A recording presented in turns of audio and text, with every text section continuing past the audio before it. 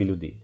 Essa regência trina provisória, logo depois de assumir, ela vai garantir a efetividade dos interesses dessas elites agrários escravocratas ligadas mais a setores liberais.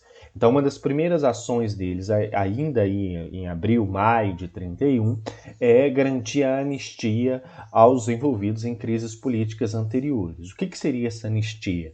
A anistia é o perdão o perdão por crimes políticos que, porventura, esses indivíduos tivessem cometido em períodos anteriores. Lembra vocês que o primeiro reinado ele é marcado por um esforço de Dom Pedro II no sentido de fortalecer esse poder central, fortalecer essa monarquia e instaurar, de fato, o poder moderador dentro do Brasil. Desde a Constituição de 1824, ele vem nesse sentido, fazendo esse esforço no sentido de fortalecer o seu poder. Então, todos aqueles que se opunham a essa autoridade central acabavam sendo aí condenados politicamente, condenados criminalmente, por crimes políticos, por ter contestado a figura do Dom Pedro I. Então, nesse sentido, garantir a anistia aos envolvidos em crises políticas anteriores seria conceder o perdão àqueles que questionavam essa maior centralização do poder e, por algum motivo, teriam sido criminalizados por isso. E garantiram também a indissolubilidade da Câmara dos Deputados, algo que era permitido pela Constituição de 1824, era permitido ao imperador dissolver a Câmara dos Deputados. E lembra vocês que a Câmara dos Deputados ela é composta por indivíduos que são eleitos pelas províncias. Então, em última instância, essa Câmara dos Deputados, a Assembleia Geral, tanto a Câmara dos Deputados quanto o Senado, representava os interesses dessas elites locais, significava os interesses dessas elites provinciais. Então, quando a gente tem aqui uma ação da regência no sentido de garantir que essa Câmara ela não seria dissolvida, então garantir a indissolubilidade dela, a gente tem a garantia da manutenção dos interesses dessas elites agrário-escravocratas, dessas elites aí que defendiam um posicionamento mais liberal do governo. Logo depois, em junho de 31, visto que a gente iria passar por um longo período aí, até que Dom Pedro II chegasse à maioridade e pudesse assumir o trono, é eleito pela Assembleia Geral, o que nós chamamos de regência trina permanente. Então a gente tem substituição de 2 membros, aquele membro que representava o conservador e aquele membro que representava o Partido Liberal são substituídos e mantém-se a figura militar do Francisco de Lima e Silva.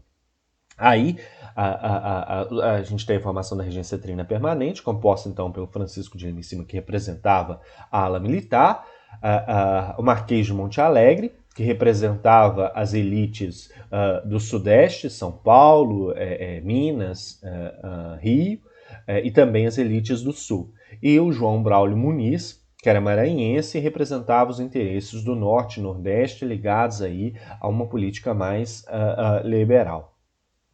Essa regência trina permanente ela é responsável por fazer algumas modificações dentro do Brasil muito importantes para aquele momento e muito importantes para a nossa história, porque elas representam de fato esse avanço liberal, esse avanço no sentido de diminuir o poder da Assembleia Geral e depois o próprio poder do monarca, e aumentar a participação política, aumentar a representação política e a importância política das câmaras municipais e das assembleias provinciais e também do próprio governador de província. Então ela retira poder da Assembleia Geral e do imperador e delega poder àquelas elites locais, justamente as câmaras municipais e as assembleias provinciais. Uma das primeiras modificações que a regência trina permanente faz é a criação da Guarda Nacional. A Guarda Nacional seria uma guarda que teria funções essencialmente policiais. Ela seria um instrumento político e militar de controle social, na medida em que ela iria agir para coibir crimes e reprimir levantes. E o que eu estou chamando de levante? Levante é toda e qualquer contestação a esse poder central. Então, essa Guarda Nacional, ela iria agir para poder punir com rigor qualquer levante que contestasse essa autoridade, que pudesse significar uma certa ruptura dessa unidade nacional e pudesse representar um atentado contra o Estado naquele momento.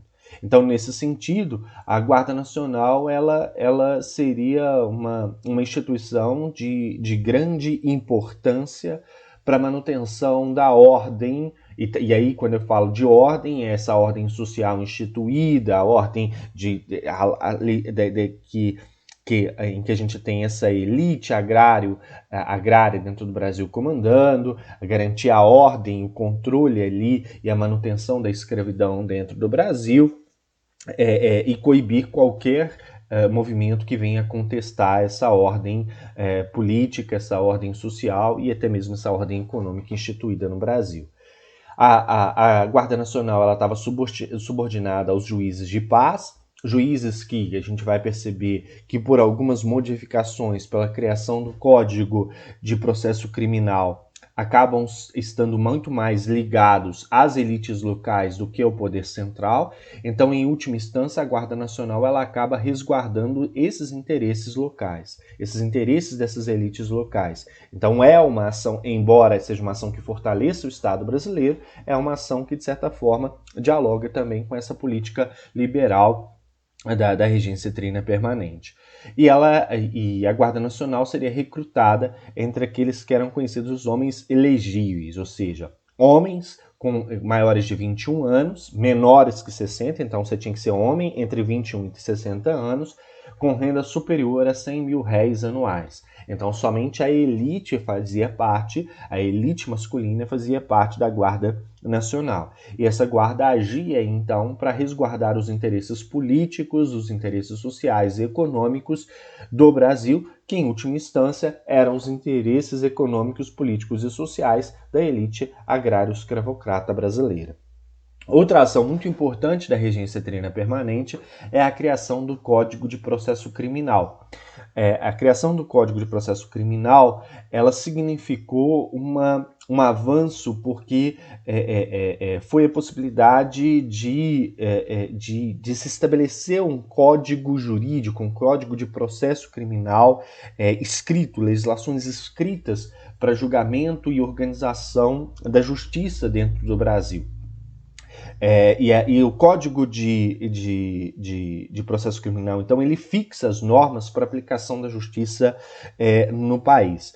E acaba delegando muito poder aos juízes de paz, que passam a ter o direito de julgar e prender as pessoas acusadas de pequenas infrações dentro da localidade. E ele representa uma descentralização da justiça, porque ele delega aos municípios a eleição dos juízes de paz e dos promotores, ou seja, das autoridades judiciárias locais. Então ele tira essa função da Assembleia Geral e da própria figura do imperador, depois quando esse imperador viesse assumir, e joga essa função para as autoridades locais. E nessa medida ele acaba descentralizando a justiça e fazendo com que essa justiça ela dialogue muito mais com esses interesses provinciais, com os interesses locais, do que com os interesses da Assembleia Geral. Vamos lembrar que em momentos anteriores da aula eu já falei para vocês que, embora existisse um posicionamento político distinto, alguns grupos tendendo muito mais esse posicionamento liberal de autonomia para as províncias, outros tendendo a um fortalecimento do poder central, a gente tem aqui todos os dois grupos defendendo o mesmo posicionamento de ordenamento social dentro do Brasil, ou seja, todos os dois grupos defendem a manutenção da escravidão, a manutenção dessa elite no poder, a manutenção do controle político do Brasil por parte dessa elite. Ninguém aqui defende um princípio de revolução social, de modificação social. Não há um discurso abolicionista em nenhum desses grupos que possa levar a uma modificação da ordem social. Portanto, essa justiça que está se estabelecendo com a criação do Código de Processo Criminal, embora a gente fale de um processo de descentralização judiciária, ela dialoga para a manutenção da ordem latifundiário-escravocrata dentro do Brasil. Ela dialoga para a manutenção do poder dessa elite brasileira que veio participando do processo de construção do Estado-nação brasileiro.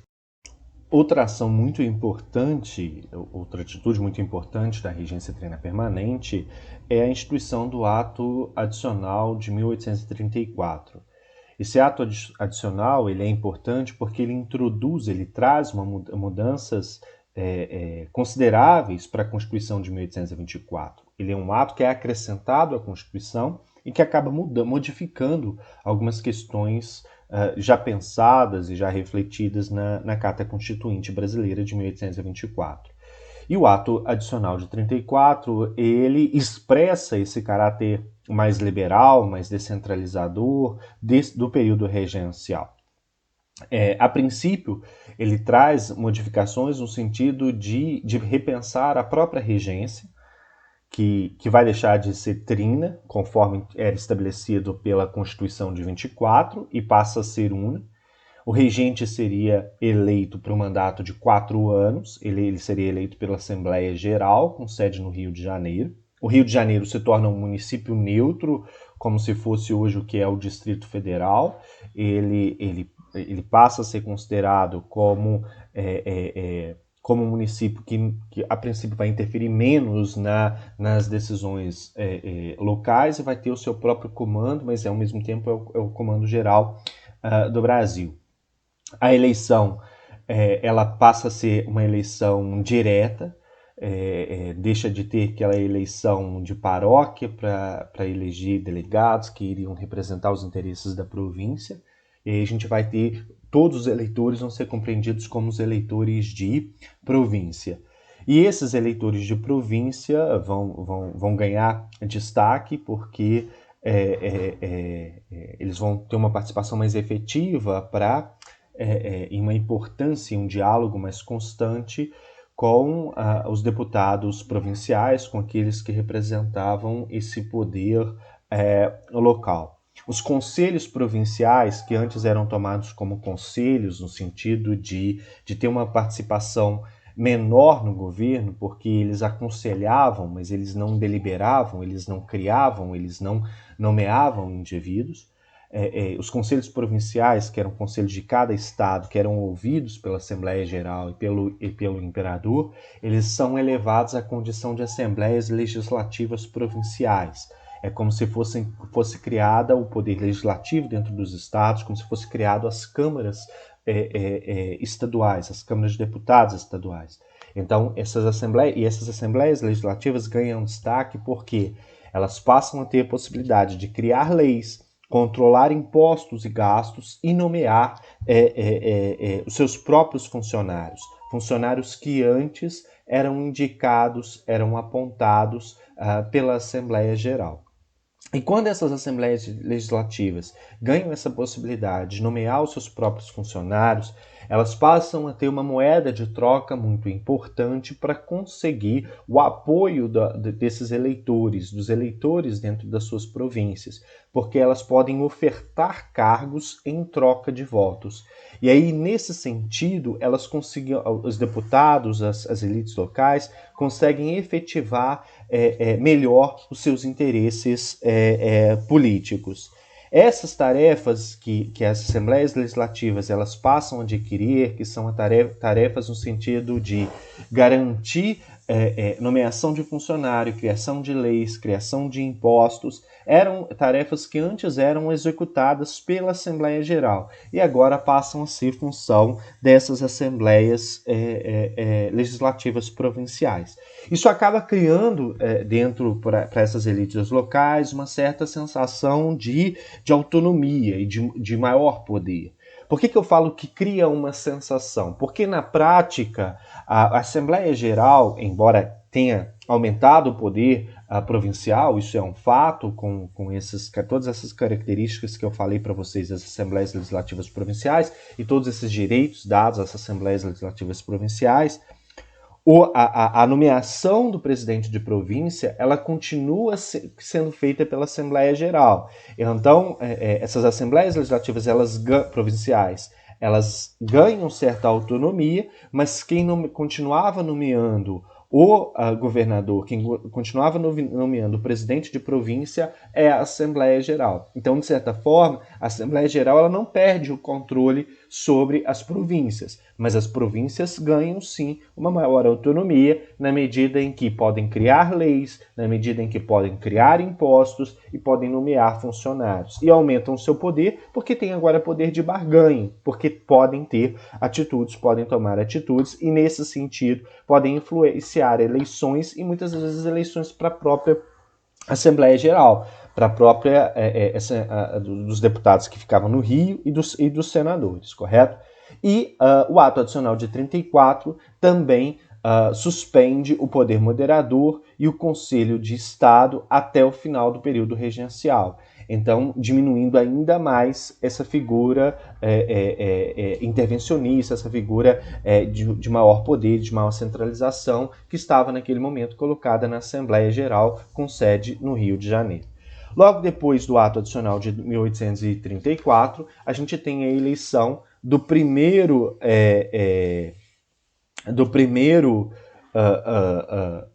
regente uno no Brasil, que é o Diogo Feijó. Diogo Feijó era um importante cafeicultor, importante indivíduo ligado à elite agrário exportadora, principalmente produtora de café. Era ligado ao setor liberal, era ligado ao setor que nessa época já era chamado de progressista. Por que ele era chamado de progressista? Porque o ano de 34 ele é um ano muito importante para os rumos políticos dentro do Brasil durante o período regencial, porque ele não só traz o ato adicional de 34, como ele traz também um fator externo, que é a morte de Dom Pedro I. Então, aquele grupo que a gente tinha falado lá atrás, que era o grupo restaurador, que queria o retorno de Dom Pedro I ao poder dentro do Brasil, ele acaba deixando de ter uma bandeira pela qual lutar e acaba tendo que se enquadrar dentro dos dois grupos que então estavam presentes, ou liberais exaltados ou liberais moderados. E os liberais moderados, com essa nova readequação, eles se dividem entre os progressistas, aqueles que vão se alinhar a um discurso mais liberal, e os regressistas, aqueles que vão defender uma posição mais conservadora, no sentido de pensar o retorno desse poder moderador, no sentido de tentar um fortalecimento maior desse poder central. E aí, nesse sentido, contando que nesse momento o discurso liberal ele ainda estava muito em voga, é que a gente tem a eleição do Diogo Feijó, que representa essa ala mais liberal, não liberal radical, ele não é a favor de uma república, ele não é contrário à ideia de uma monarquia, mas ele defende essa maior autonomia provincial, essa maior participação das elites provinciais no governo. E aí, nesse sentido, ele acaba sendo eleito para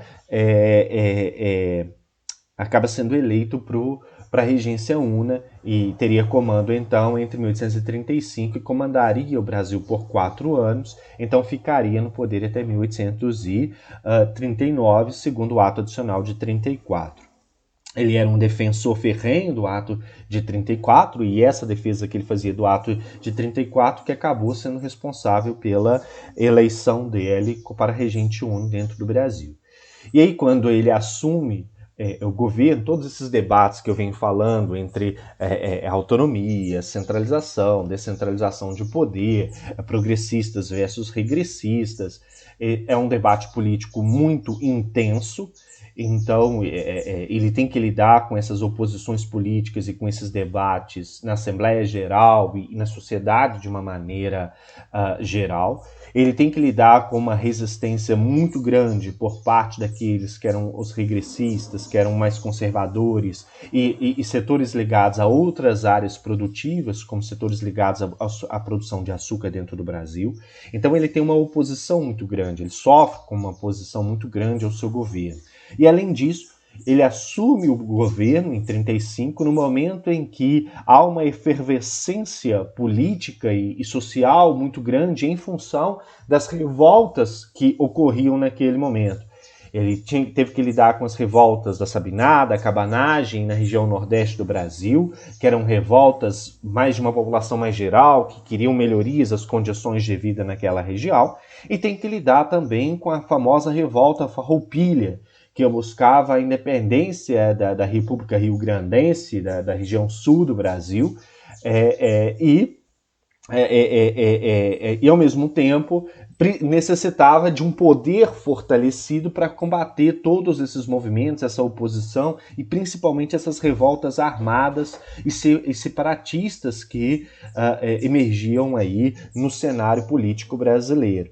E aí ele precisa aumentar os seus poderes, mas ele é um liberal. Então são questões que, de certa forma, começam a se intensificar. E todas essas discussões políticas levam ele a decidir pela renúncia em 1837. E aí, quando ele renuncia, ele era um liberal, a gente tem uma nova eleição para a regência, e aí, nesse sentido, a gente tem a vitória de um conservador. E é aí que a gente passa a falar de uma maré regressista, ou de uma maré conservadora durante o período regencial. Se os 6 primeiros anos da regência, de 31 a 37, foram marcados por um avanço do discurso liberal e por uma maior importância desses políticos que defendiam autonomias provinciais dentro da Assembleia Geral, dentro de um governo geral dentro do Brasil, a partir de 37, com a eleição de Araújo Lima, um conservador, a gente tem